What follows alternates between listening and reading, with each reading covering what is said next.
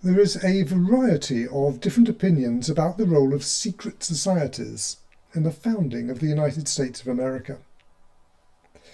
As we'll soon see, there is plenty of evidence that Freemasonry has played some role in the history of the nation, and quite possibly a central role. For many, the Great Seal of the United States is an obviously Masonic symbol.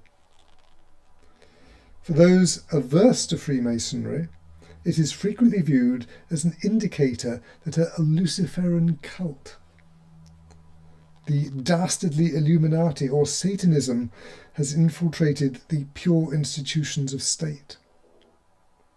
Although in the official view, as trumpeted on the pages of Wikipedia and sites such as thegreatseal.com, any sniff of a Masonic connection is brushed away as baseless conspiracy theory and dangerous misinformation. On the other side, the Masons themselves have a real pride in an assumed association between their fraternity and the most powerful nation in the world. Manly Palmer Hall was a 33rd degree Mason with an extremely deep knowledge of the craft. His magnum opus, The Secret Teachings of All Ages, is required reading for all serious students of Hermetic and Masonic philosophy. He retains a reputation for having had an encyclopedic knowledge of the esoteric world. Hall's second most famous work was titled The Secret Destiny of America. In this book, he leaves the reader in no doubt about the Hermetic philosophy guiding the Founding Fathers in their establishment of the new nation. When discussing the Great Seal of the United States, he writes, "The combination of the phoenix, the pyramid, and the all-seeing eye is more than chance or coincidence." There is nothing in the early struggles of the colonists to suggest such a selection to farmers, shopkeepers, and country gentlemen. There is only one possible origin for these symbols, and that is the secret societies which came to this country 150 years before the Revolutionary War.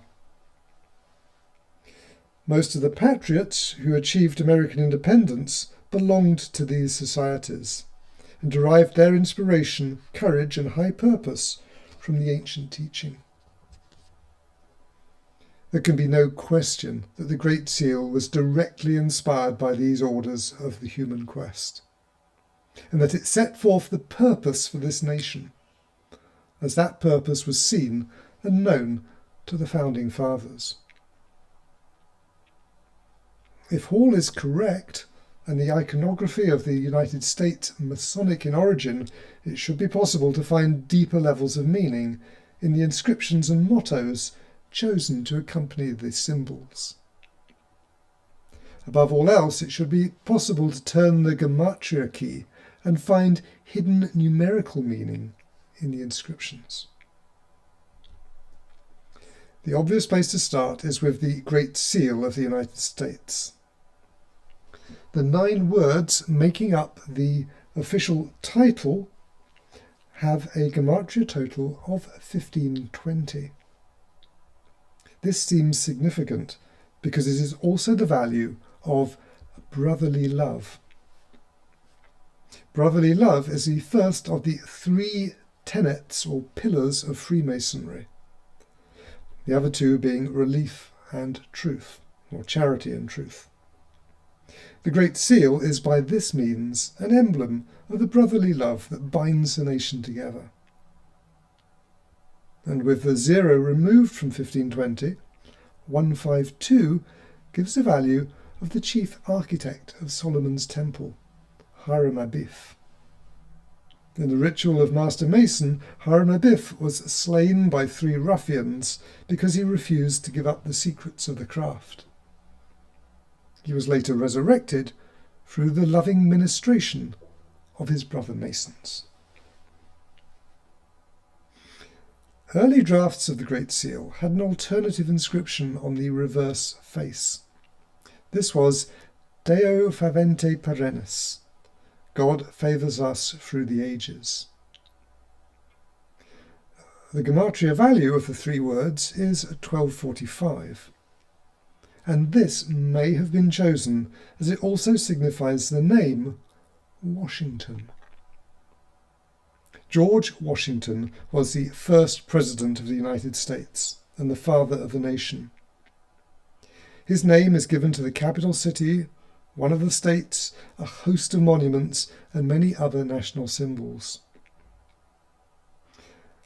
And as a high proportion of the founding fathers, George Washington was a Freemason. The Capitol building in the heart of Washington, D.C. is the seat of government and the defining symbol of the nation.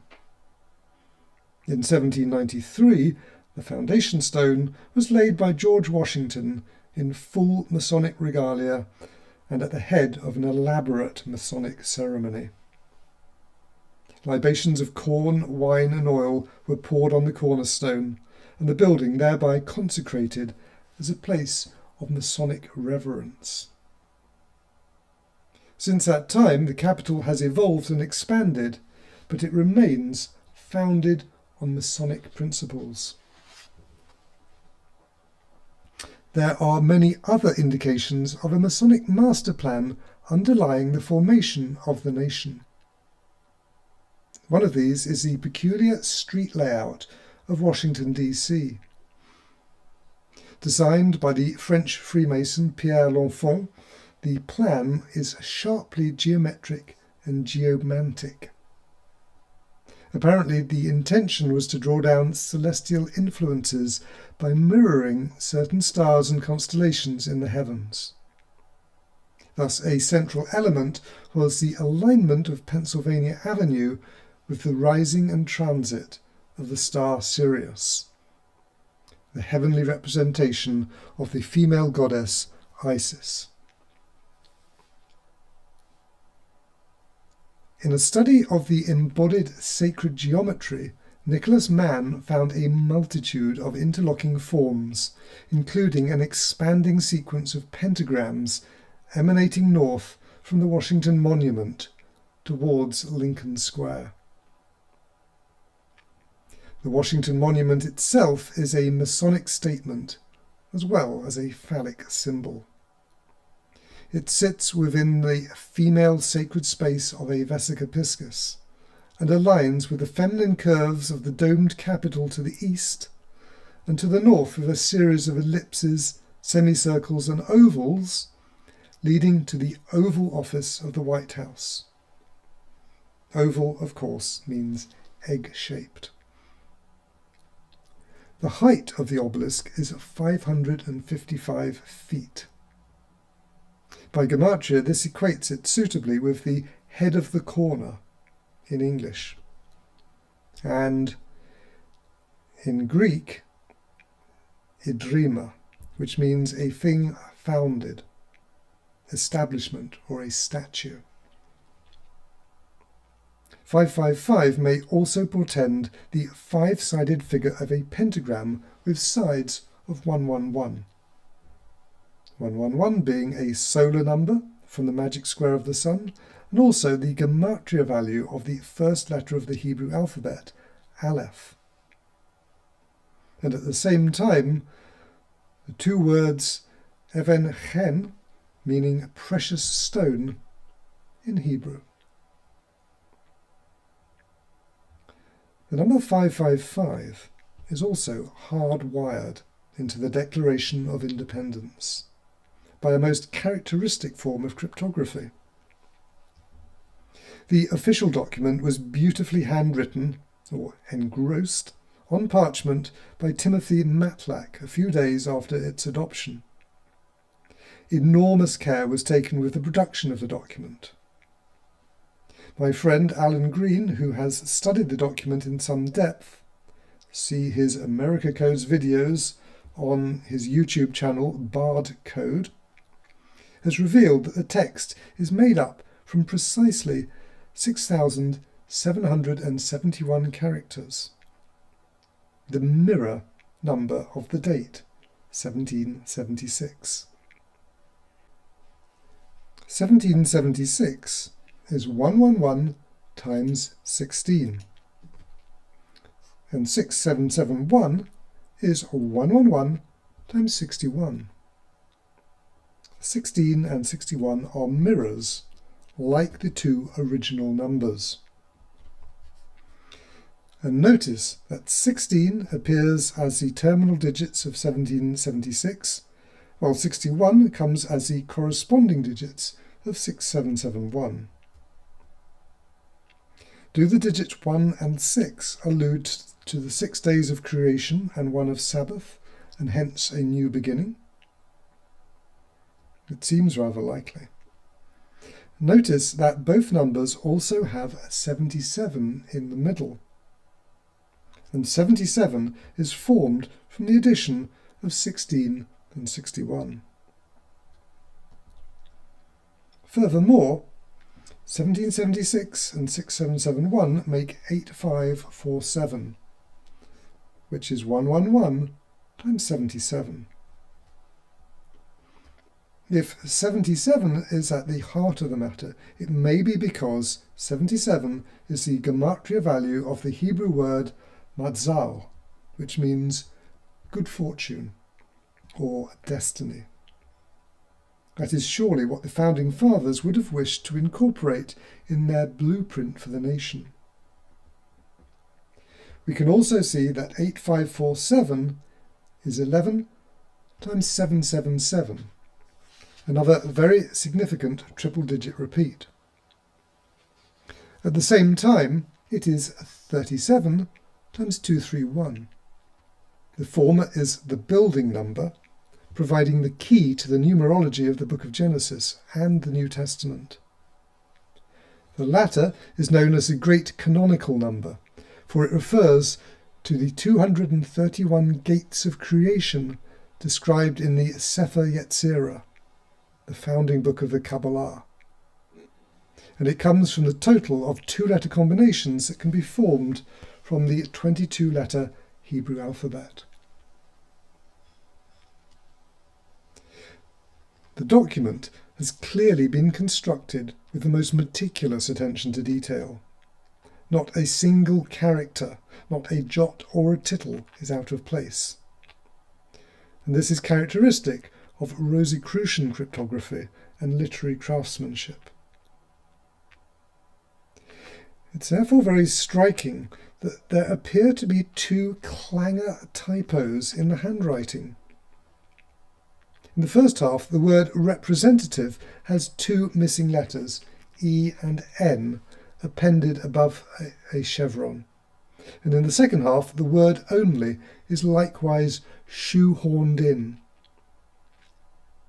Given the care taken with which the letter count has been achieved, these can only be deliberate mistakes.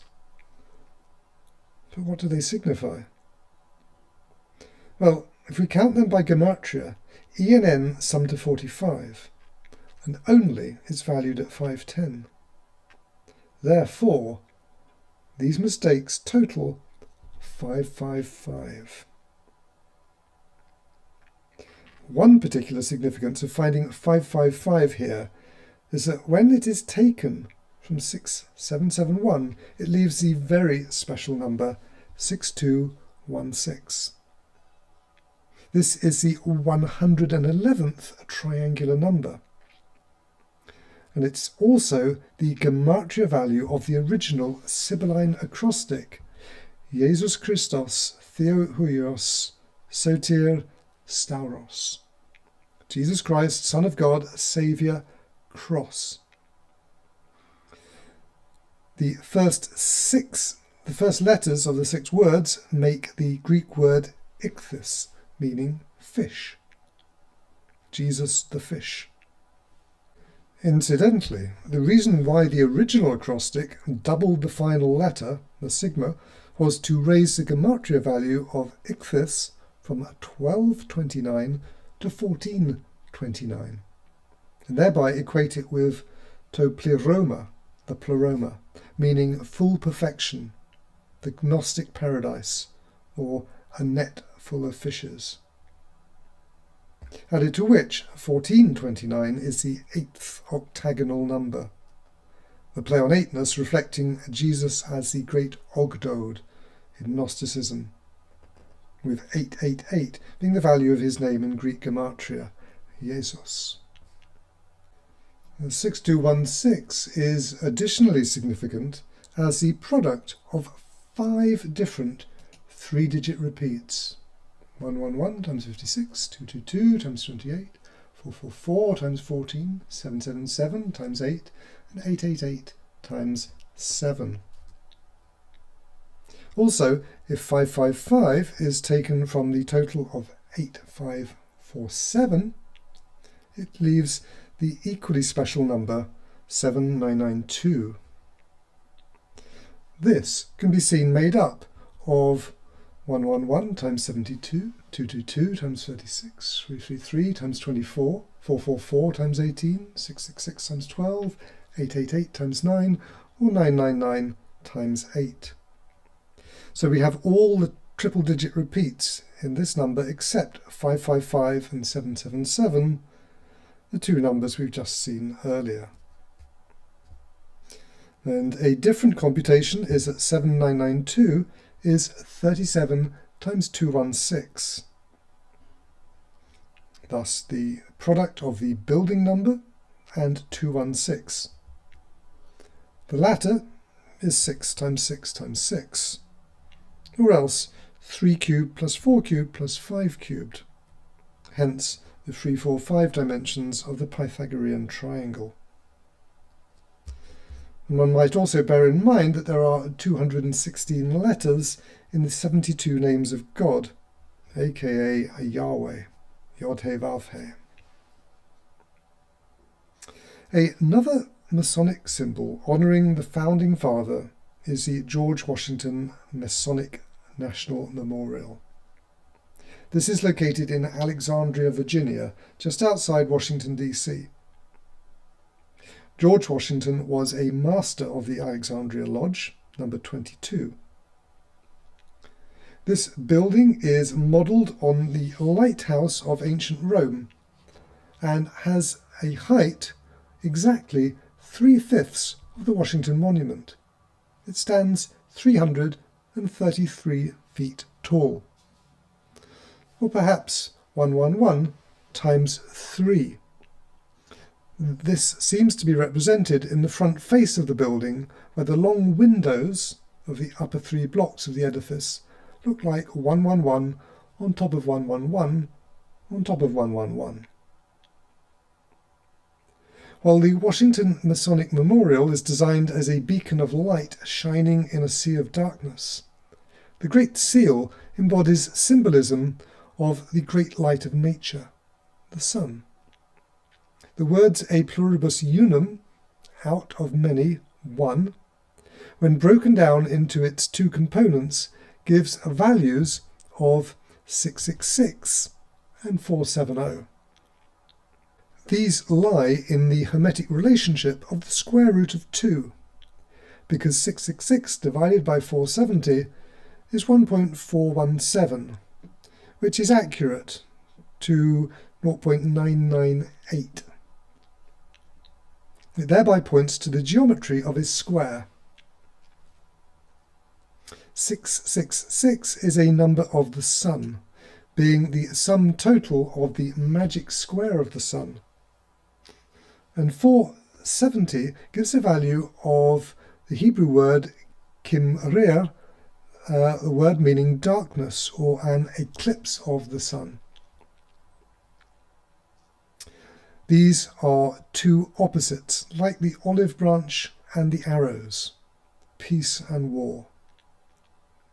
However, at the same time, 470 provides an antidote expression, Ihi or, vihi or, let there be light, and there was light. The whole motto is valued at 666 plus 470 equals 1136.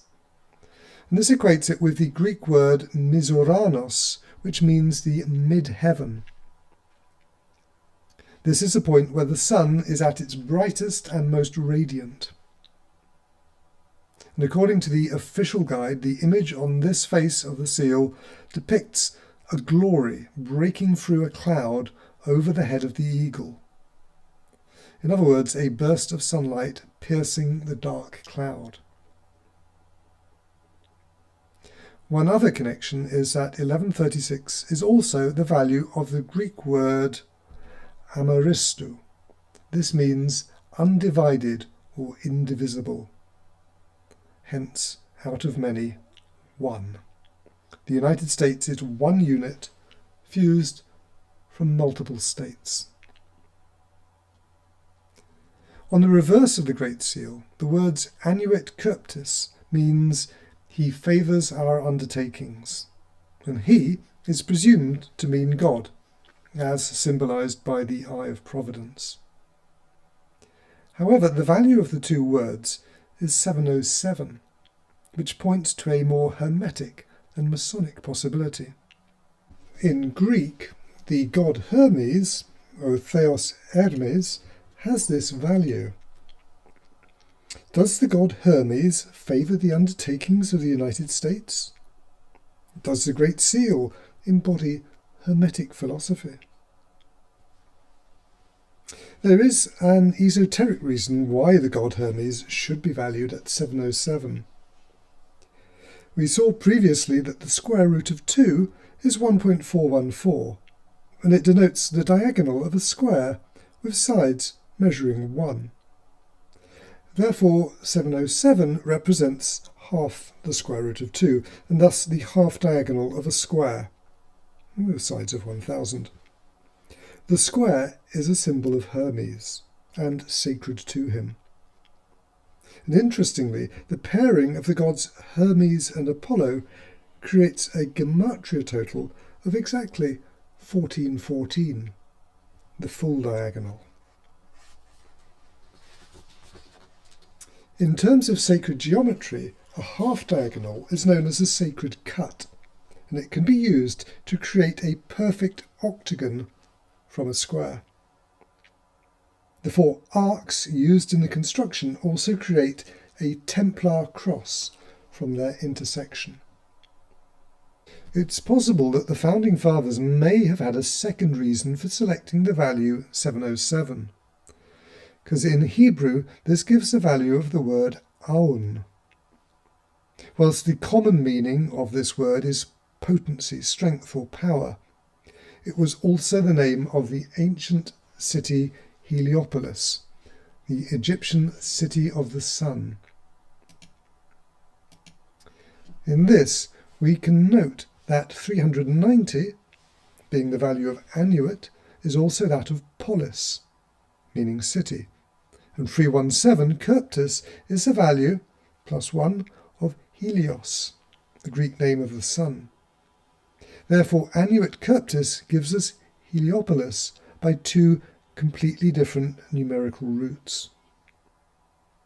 It appears that the Great Seal designers may have wanted to invoke the Egyptian city of the sun. Why would they be interested in this city? Well, they may have been drawn to Tommaso Campanella's utopian vision of the future, Città del Sole.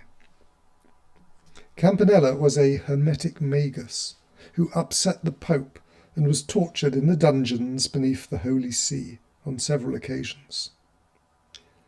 Città del Sole, written in 1602, prefigured Francis Bacon's New Atlantis, in emphasising the use of learning and science for the public good. The historian Francis Yates interpreted Campanella's book as aiming for a return to the Egyptian religion, as predicted in the Asclepius of the Hermetica. And she cited a particular passage from the Asclepius that may have relevance to the seed germ behind the founding of America. The gods who exercise their dominion over the earth will be restored one day and installed in a city at the extreme limit of Egypt, a city which will be founded towards the setting sun, and into which hasten by land and sea the whole race of mortal men, The Great Seal designers may well have believed themselves to be following an ancient blueprint, involving a restoration of the Hermetic philosophy that ensured the stability and prosperity of ancient Egypt, and located in the West. The lower motto on the reverse, Novus Ordo Seclorum, seems to have a solar connotation. Valued at 1742, it falls between Chrysomalus at 1741 and Nomon at 1743. The first is the name of the ram that bore the golden fleece. This was a solar symbol and pointed to Aries, the first sign of the zodiac, and the start of the sun's annual journey. The latter is the upright member of a sundial, or a builder's square. The date of the Declaration of Independence, 1776, was written in Roman letters at the base of the pyramid. I believe the reason the Roman letters MDCCLXXVI were used is because their gematria value is 1369. As 37 squared, this is an extremely significant number. It is the building number multiplied by itself, the numerical key to the Old and New Testaments alike. And you can see a lot more information on that in my earlier videos on this subject. 1776 is itself the product of 37 and 48. The building number thereby highlighted again. 1776 also breaks down into 4 different triple-digit repeats. 888 times 2, 444 times 4, 222 times 8, and 111 times 16. The date was not chosen by accident. I also think it possible that the 2 readings of MDCCLXXVI were intended to be combined. If so, they total 3145. If taken as the circumference of a circle, the diameter will be 1001. And this form is suggested by the layout of the 3 inscriptions on this face of the seal. 1001 is the value of Oamun, the ram, or Aries. As we know, Aries is the first sign of the zodiac and the beginning of a new solar year. Does this herald the new order of the ages? It will also be seen that a square drawn around the circle will have a perimeter of 4004. 4004 BC is a date traditionally ascribed to creation in the Bible. It gives another signification of a new beginning. The exact day chosen for the signing of the Declaration of Independence also has symbolic and numerical significance. The 4th of July 1776 can be counted as 4 plus the gematria value of July 1220 plus 1776 equals 3000. Apart from being a nice round number, 3000 seems significant for several reasons, but probably the most important is that according to Scottish Rite Freemasonry, the year 3000, Annus Mundi, is that when King Solomon's temple was completed. The rebuilding of Solomon's temple is the ultimate goal of Freemasonry. Is this the underlying purpose for which the United States of America was founded?